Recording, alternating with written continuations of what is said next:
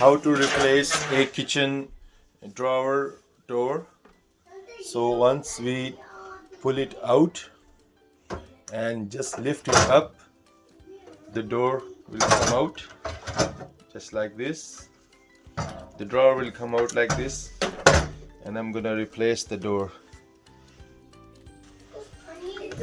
So here is the new door.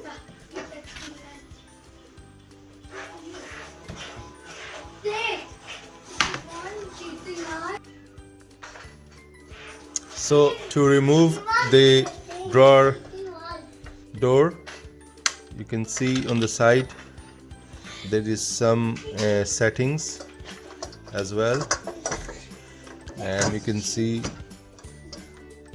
a couple of screws there, but you don't need to open those screws yet. So all you need to do is to look there inside for these buttons, these spring buttons. There's one on the left and one on the right. So you carefully press them together, which is better, and just pull it out.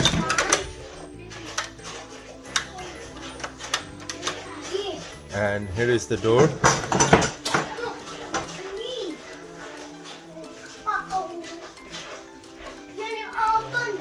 So we're gonna shift these settings onto the new door and install it back.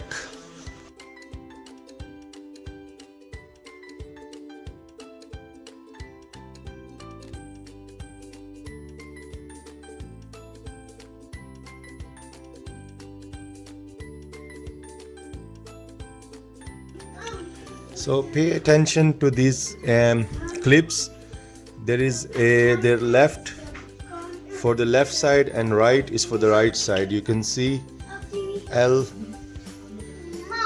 There's a L written on that.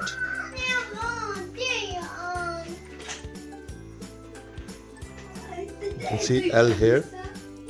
L is for left, and there's a right which has a R. So R is for the right one. Here is the right one, which has R written on that.